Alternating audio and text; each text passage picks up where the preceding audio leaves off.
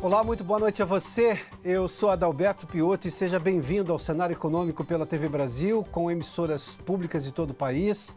Diretamente dos estúdios da B3, aqui no centro da cidade de São Paulo, vamos aos destaques do programa de hoje.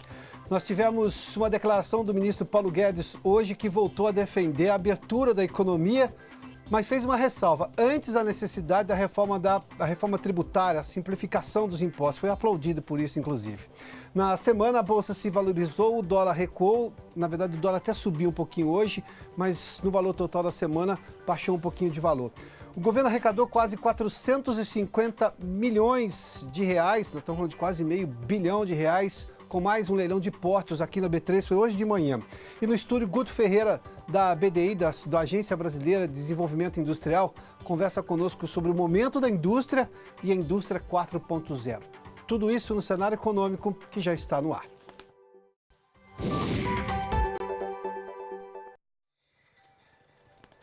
Vamos abrir a economia, mas antes vamos fazer a reforma tributária, simplificar e reduzir os impostos. A declaração do ministro da Economia, Paulo Guedes, foi dada hoje durante um evento de empresários em Campos do Jordão, na região da Serra da Mantiqueira, no interior do estado de São Paulo. Foi aplaudido justamente pelo fato de que disse que vamos abrir sim a economia, mas antes tem que se fazer uma simplificação tributária, melhorar a questão tributária brasileira. Acompanhe. Nós temos a Previdência, nós temos as privatizações, nós vamos fazer essa reforma do Estado amparada também num desenho diferente do futuro do Brasil, que é essa federação que nós queremos fortalecer. O dinheiro tem que ir para estados e municípios, vai ser o dinheiro que vai sair do pré-sal. A outra é, vamos abrir a economia, mas primeiro vamos fazer a reforma tributária, precisamos fazer a reforma tributária. Você tem que começar a reduzir os impostos, eliminar impostos, simplificar e reduzir. Vamos pegar 3, 4, 5 impostos, vira só um imposto único federal.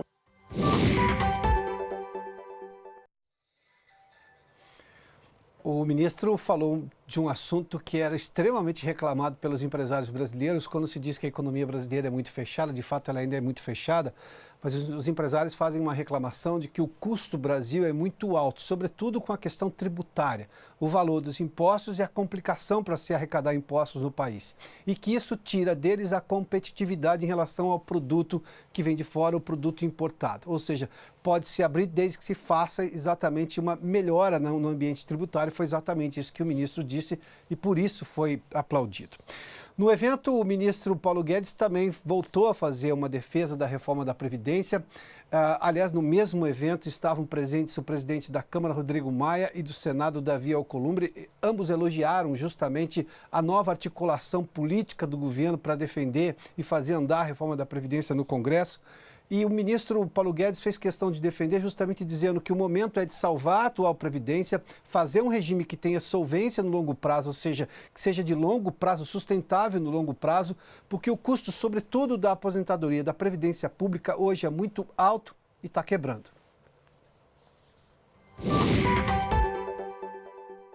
Quem está envolvido nessa reforma, dessa forma como nós estamos, baixando a contribuição dos mais pobres e subindo um pouquinho a contribuição de quem tem mais condições de pagar, progressivamente, a grande luta é pela preservação do sistema previdenciário brasileiro. É pela possibilidade de continuar pagando. Porque o que está acontecendo já em alguns estados é que eles não estão pagando nem salários, nem previdência. Então, tem que ficar muito claro o seguinte, quem está quebrando é o setor público. O setor privado vai olhar, vai ser uma crise tremenda, mas todo mundo vai seguir trabalhando. O que está acontecendo é o setor público brasileiro está quebrando. Quebraram o setor público brasileiro. As administrações passadas levaram ao descontrole e o setor público brasileiro está quebrando em velocidade alucinante. Começa assim, a dívida era 50% do PIB, 75, 90, 112, começa, corre, sobe o dólar, tal, quebrou. Aí as aposentadorias vão cair 50%.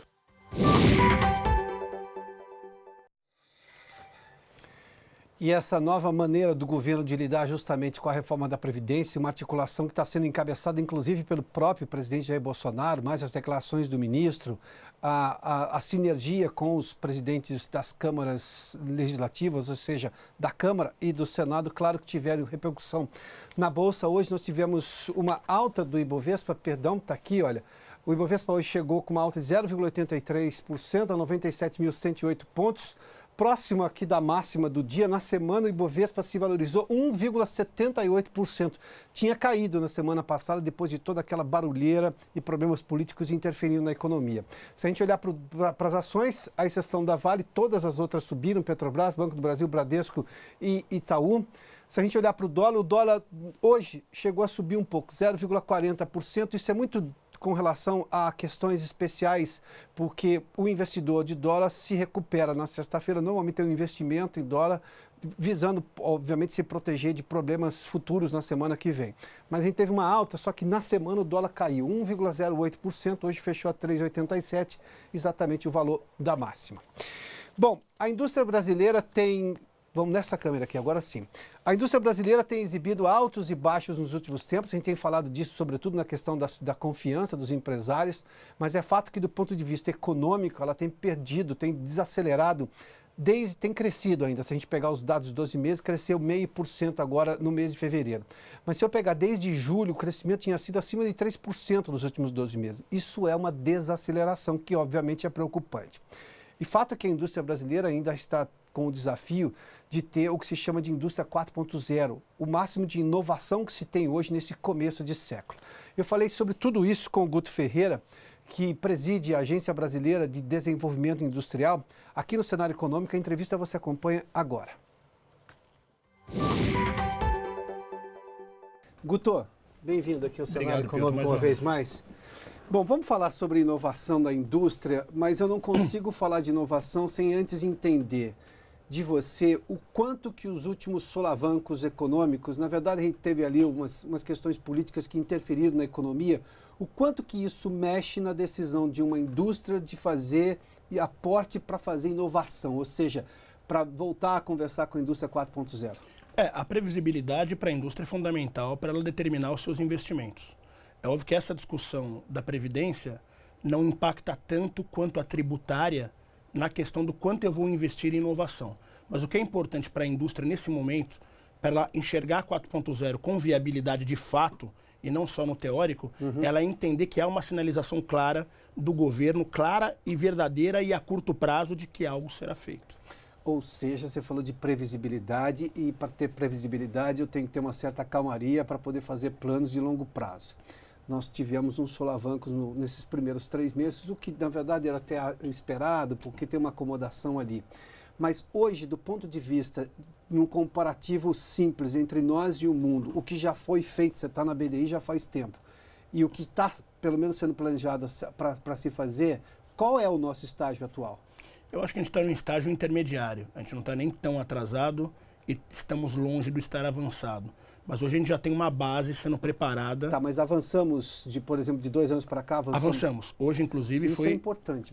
A gente avançou criando a Câmara de Indústria 4.0, que foi lançada no dia de hoje pelo ministro de Ciência e Tecnologia, pelo próprio Paulo Guedes, só que representado pelo secretário Carlos da Costa, onde os 2 ministérios vão estar unidos no mesmo formato do que acontece na Alemanha e agora com uma Câmara Superior discutindo de fato o que acontece. Os pilotos todos da 4.0 foram executados, inclusive pela BDI. Os test beds estão acontecendo agora e vão ser apresentados até o final do ano os resultados. A partir daí, a Câmara já entra, obviamente, com a parte mais robusta do que nós devemos fazer para a 4.0 avançar no Brasil. Para o nosso espectador que está acompanhando, obviamente, hoje, boa parte do brasileiro ainda aguarda uma retomada da indústria para gerar um ativo principal que para ele é o mais importante, chama-se emprego. E, obviamente, que isso vai gerar renda e vai gerar com que se tenha ganhos na indústria, que ela possa ter condições próprias de fazer grandes investimentos.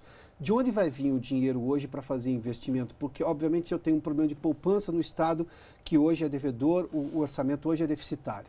As indústrias estão, nesse momento, ainda, digamos, do pós-crise, tentando buscar um espaço para crescer. Como é que eu vou? Porque, em algum momento, depende de dinheiro. A decisão, claro, é estratégica, mas o dinheiro é quem vai dar suporte no longo prazo para o investimento acontecer e acontecer por um longo tempo. De onde vai vir esse recurso? Você tem algumas situações diferentes. Por exemplo, as empresas que têm sede no Brasil, mas que têm a sua matriz fora do país, obviamente elas só vão investir no Brasil se elas perceberem um cenário econômico favorável. Esse é um ponto. Elas têm recursos para isso, mas elas travam enquanto o cenário econômico não estiver favorável para investimento. Uhum. Agora, as outras, elas dependem de linhas de financiamento muitas vezes. BNDES, Banco Mundial, o BID, o Banco Interamericano, todos eles já têm essas linhas. O que vai definir se esse dinheiro vai estar na praça ou não? Os projetos serão apresentados com a consistência necessária para que esse dinheiro seja liberado. A política do novo governo é uma política de não subsídio, mas é uma política de apoio financeiro às indústrias que apresentarem algo de fato concreto. Vou lhe dar um exemplo. Quando se discute o setor automotivo, por que se discute tanto, não temos mais que ter subsídio para o setor automotivo? Porque nos últimos 20 anos, o setor automotivo ele fez alguns bons lançamentos, mas basicamente ele viveu de subsídio para fazer retrofit de farol, retrofit de alguma outra coisa que não era P&D de fato. Então isso acabou, dentro de uma visão liberal, sendo prejudicado à economia. Então nesse caso agora, a gente espera que as empresas, obviamente, elas se programem mais e que elas tenham a inovação como mote de investimento. Aonde elas vão buscar dinheiro? Nas linhas já existentes. Como elas vão conseguir isso? Apresentando projetos consistentes. Interessante você citar o setor automotivo, ele é um divisor de águas, porque quem não se lembra da declaração do ex-presidente Fernando Collor de que andávamos em carroça? Sim. Ali nós tivemos uma mudança gigantesca nos carros que tínhamos e dos carros que passamos a ter. Mas nós não tivemos grandes inovações no setor automotivo. Esse é um grande problema, assim. Verdadeiramente não tivemos. E é uma indústria que lida com inovação diariamente. Um ou dois modelos, se eu não me engano, do Brasil foram plataforma global de lançamento para as marcas. Um deles foi a própria Ford, fez um lançamento aqui que serviu para todo, com algumas adaptações, mas serviu para todo mundo. Esse é um grande problema. Quando a gente não tem isso, significa que você está tendo menos P&D aqui. E aí você faz o quê? Retrofit de farol, de alinhamento, alguma parte do carro um pouquinho diferente, mas não significa que você está desenvolvendo de fato um novo carro, um novo modelo, um novo conceito, alguma coisa assim. Então o Brasil perdeu um certo time na área de design, em outras áreas, bateria para carros elétricos, que a China agora até o final de 2020 vai ser a maior produtora do mundo de baterias de íon lítio. Tudo isso é a visão do governo, desse novo governo, basicamente nós temos toda a condição de produzir essa tecnologia, mas isso tem que ser uma iniciativa da área privada, e não do privado buscando recurso com o público e não apresentando o que ele se propôs a apresentar. A discussão em cima do automotivo ficou mais ou menos em cima disso. Você fala em P&D exatamente para o nosso espectador. O que é o P&D? É pesquisa e desenvolvimento. Pesquisa e desenvolvimento. Pesquisa e desenvolvimento. Tá. Então a gente tem falar em P&D é muito complicado, porque como que você mede P&D e como que você fiscaliza P&D? Obviamente o governo não tem condição de fiscalizar tudo o que está sendo falado, o que está sendo feito em P&D. Então a gente depende também de uma postura do setor produtivo que possa demonstrar resultados de forma mais clara. Bom, e essa indústria muda o que para o cidadão brasileiro? Tanto aquele que vai prestar serviço, ou que vai trabalhar diretamente na indústria, ou que vai apenas absorver os ganhos disso tudo? Essa nova indústria, ela muda tudo. Para quem está consumindo, por exemplo, obviamente significa praticidade, comodidade, em alguns casos, um produto por um valor menor ou uma maior pujança de ofertas no mercado. Para quem está na cadeia de valor, na cadeia produtiva de algumas dessas áreas, como a automotiva, como a área química, a área de plástico, enfim, significa que ele vai ter que entender de novas tecnologias, talvez trabalhar com a máquina 3D, talvez trabalhar com polímeros, talvez trabalhar com algoritmos, para que ele possa estar antenado e não ser sacado dessa cadeia, porque existe uma tendência não de destruir a cadeia, mas ela diminui. Porque uma vez que você tem muita tecnologia envolvida, a cadeia ela não precisa ser desse tamanho, ela passa a ser assim com uma maior eficiência. Então aqueles que se adequarem nesse processo vão ter não só o emprego, mas também a figura do trabalho, que é um pouco diferente da figura do emprego, e vão estar dentro de uma cadeia produtiva. Bom, falamos já de investimento, falamos já de regulação, ou seja, Sim. o desejo do governo de que a coisa ande. E quando a gente fala de mão de obra qualificada, temos isso? Se as indústrias quiserem investir pesadamente no Brasil, ou colocar o Brasil, a sua filial aqui, ou a empresa aqui, como uma plataforma para desenvolver isso, nós temos mão de obra qualificada? Essa é uma grande discussão da BDI, junto com a própria Secretaria de Produtividade, de Emprego, Produtividade e Competitividade, na figura do secretário Caio Megali. Nós temos dois problemas para a indústria 4.0 no Brasil. E eu não me canso de dizer isso. Um é conectividade. Quando você está num país em que, na própria cidade de São Paulo, você não tem 3G, às vezes, você está em ED, que é o inferior ao 3G, ou quando você tem uma propaganda na televisão que uma operadora fala, venha para a nossa empresa que você tem 4.5G que não existe, a gente tem um problema conceitual e de entrega de serviço. Então, sem conectividade, eu não tenho indústria 4.0. O outro problema é a mão de obra. Então, você falou de um problema de infraestrutura. Sem dúvida nenhuma. Ótimo. Agora vamos lá. De infra e tecnologia. Claro. Agora, o problema da mão de obra, ele acaba sendo fundamental porque nós temos 300 milhões de novos empregos sendo gerados no mundo por conta das novas tecnologias e a gente acaba não tendo capacidade para absorver uma boa parte desses milhões de empregos de todo mundo. O que isso significa? Que o brasileiro vai permanecer trabalhando na 1 ou na 2.0 talvez, e nós vamos importar mão de obra qualificada para isso. Como que se resolve esse problema? Primeiro é um passo da própria indústria. A indústria tem que perceber que ela precisa requalificar os profissionais dela, entendendo quais são aqueles que têm mais aptidão a essa mudança, a essa adaptação. E qual é o peso da universidade nisso tudo? O peso da universidade seria fantástico se a universidade não fosse tão focada em produzir paper que vai parar numa prateleira, ao invés de produzir inovação. Ótimo. Dia desses eu li uma pesquisa que as maiores universidades do mundo estão interessadas em formar doutores para trabalhar na iniciativa privada, não para ter vida acadêmica, pura e simplesmente, que é a visão de boa parte da universidade brasileira. E é o modelo alemão. Não, o primeiro que você citou. O modelo alemão, você tem mestres e doutores que a indústria vai buscar para fazer as inovações. Aqui no Brasil, não. Então, hoje você tem um confronto. Agora, qual que é o ponto positivo de inflexão nesse momento histórico, nessa questão da academia? É que eles têm uma geração que está frequentando a academia que não admite mais o paper. Então, aqueles que sobrevivem do paper tendem a morrer, assim como os dinossauros foram extintos. Não, e eles querem, esse novo aluno está querendo viver do mercado, ele quer entender o mercado, Exatamente quer participar do mercado. É importante dizer que, assim, em algumas cadeias, vou citar a química novamente, óbvio que o paper ele acaba sendo importante. Claro. As pesquisas são importantes. Mas hoje 80% das inovações do mundo são de curta duração. Eu vou lhe contar uma coisa, eu acho que boa parte da universidade brasileira ainda vive com um conceito, na minha opinião, absolutamente equivocado, de autonomia universitária. Autonomia não é independência em relação à sociedade, ela tem que prestar conta, ela tem que explicar o que ela está fazendo, por que ela está fazendo, com que objetivo ela está fazendo. Autonomia tem que ter entrega de valor. A autonomia não tem nada a ver com independência. A universidade não é um ente à parte da sociedade. Hoje as federais, algumas particulares já entenderam isso. Algumas federais, como em Santa Catarina, já entendem isso muito bem, já trabalham com profissionais da academia na própria indústria, é um grande modelo para todo o Brasil. Pernambuco isso também tem acontecido, mas eu arrisco dizer que a maior parte das universidades federais vive de bolsa para escrever uma tese de doutorado ou para uma pesquisa, ao invés de pensar efetivamente na inovação. Vamos falar de digitalização da economia. Esse é um tema caro ao ministro da Economia, o Paulo Guedes tem falado sobre isso. Aliás, tem horas que você não entende por que não digitalizamos isso. Se bem que nós temos áreas extremamente digitalizadas com inteligência artificial que cruza dados, a Receita Federal faz isso com uma competência gigantesca. Daí reside a minha esperança. Se eu tenho um órgão público que faz isso com essa competência, por que outros não podem fazer? Não somente públicos, ou seja, privados também. A gente tem hoje uma discussão da digitalização, ela é interessante. O Brasil está na média de 6 a 8 meses atrasado em relação aos KPIs, em relação às métricas de avaliação da digitalização de economia. Não é um gap grande em relação a tudo que se tem no mundo de atraso do Brasil em relação aos países desenvolvidos. Mas o que traz de benefício essa digitalização? E como que a gente tenta medir ela? Bom, benefício, você quebra a sonegação. Em tese, se você quebra a sonegação, você arrecada de forma mais eficiente. Você arrecada mais de forma mais eficiente. E justa. E justa. Isso pode fazer com que o governo tenha iniciativas depois de inteligência para reduzir ou taxa de juros, ou carga tributária, ou outros assuntos, justamente porque você tem uma eficiência maior por trás do processo. E como que a gente começa a avaliar? Do ponto de vista de consumo, eu consigo avaliar a digitalização, um dos fatores é a compra por internet. Então, quanto mais eu compro por internet, quanto mais eu percebo a curva de compra ascendente, eu consigo perceber que eu estou digitalizando a economia.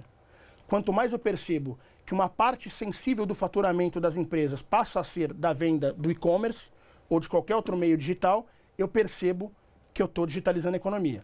Quando eu começo a vender mais softwares ou hardwares, ERPs, por exemplo, de gestão, softwares de gestão para as empresas, eu percebo que elas estão buscando um caminho de digitalização. Tudo isso vai ser cruzado depois na formação de indicadores e falar, ó, essa é a métrica que a gente precisa saber para avaliar se o Brasil está se digitalizando de fato ou não na sua economia. E um ponto fundamental para cruzar com isso: não existe economia digital sem governo digital. Então a economia não pode ser digital e o governo analógico. E nisso a gente tem um grande exemplo: o ministro Paulo Guedes e o próprio secretário Carlos da Costa, eles têm uma visão muito avançada do que a gente deve promover de inovação para a economia. Então, nesse ponto, o liberalismo ele traz algumas boas conquistas. Guto, brigadíssimo pela gentileza. Eu que agradeço, mais uma vez. Sucesso na BD, Obrigado. viu?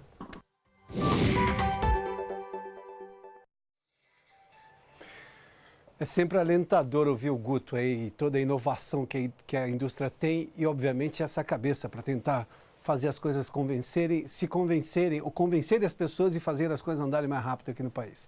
Vamos fazer um intervalo, daqui a pouco a gente fala sobre o leilão de potes que aconteceu hoje aqui na B3 durante a manhã, logo depois do intervalo. Já de volta com o cenário econômico, o leilão de terminais do Porto do Pará, na região norte do país, hoje arrecadou quase 450 milhões de reais. O leilão aconteceu hoje de manhã aqui na B3, você acompanha imagens aí. Foram 6 terminais leiloados e o valor total dos lances somou 447 milhões e 900 mil reais, quase meio bilhão, né? Do total arrecadado, 112 milhões serão pagos à vista aos caixas do governo federal. Dos 6 terminais arrematados, 5 são do Porto de Belém e 1 em Barcarena, e são destinados justamente à movimentação de cargas.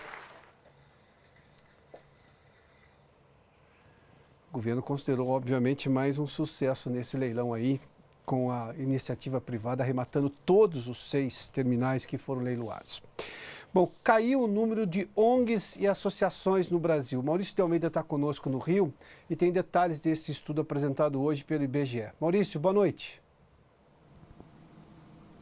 Olá, Piotr, boa noite. Hoje eu estou aqui num visual diferente, no prédio da TV Brasil, no terraço desse prédio, que logo ali atrás tem a Avenida Chile. E essa avenida tem tudo a ver com o cenário econômico. Afinal, é na Avenida Chile que ficam a sede da Petrobras, aquele prédio iluminado ali atrás, e também o prédio do BNDES, que fica do outro lado da rua.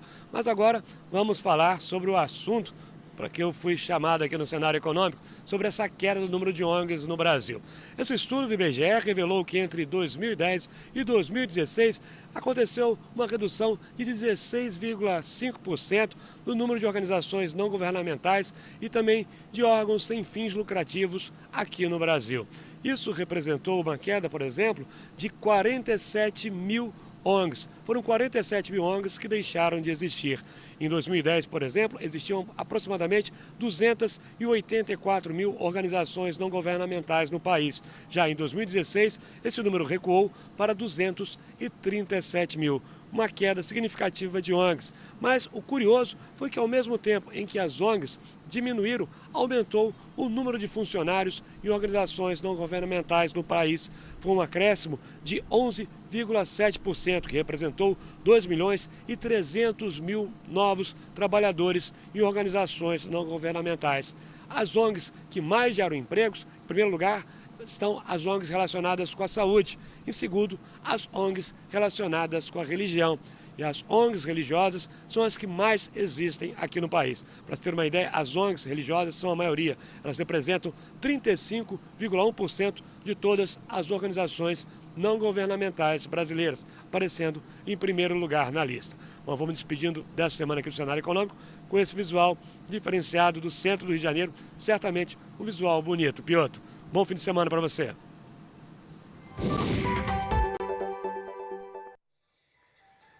O visual sempre ajuda, né? Obrigado, Maurício, portanto, hoje com o cenário vivo ali do centro do Rio de Janeiro.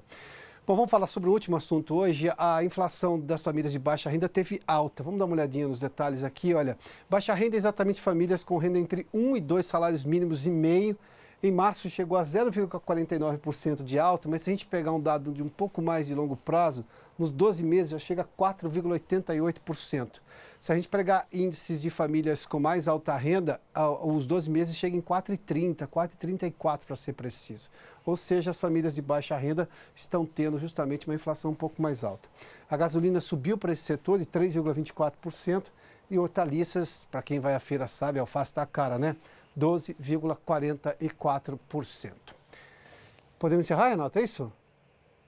Ainda não. Então a gente vai só continuar rapidamente com relação a exatamente essa inflação da baixa renda. Detalhe é que ela tem subido mais do que propriamente os outros índices que medem outras faixas salariais ou de renda das famílias. Bom, hoje é sexta-feira, só um recado da quarta-feira da semana que vem. A partir da quarta-feira da semana que vem, o cenário econômico passa a ser exibido às 6 horas da tarde ou 6 horas da noite, se você preferir, aqui na TV Brasil. Mas segunda e terça, às 7 horas da noite, eu aguardo você na segunda, ainda no horário de hoje ainda, tá bom? Bom, vamos lá, o cenário econômico termina aqui. Obrigado pela sua companhia, pela audiência. Boa noite a você. Bom final de semana. Até segunda, por enquanto, às 7 horas da noite. Na segunda, na terça, na quarta, às 6 horas da tarde. Até lá!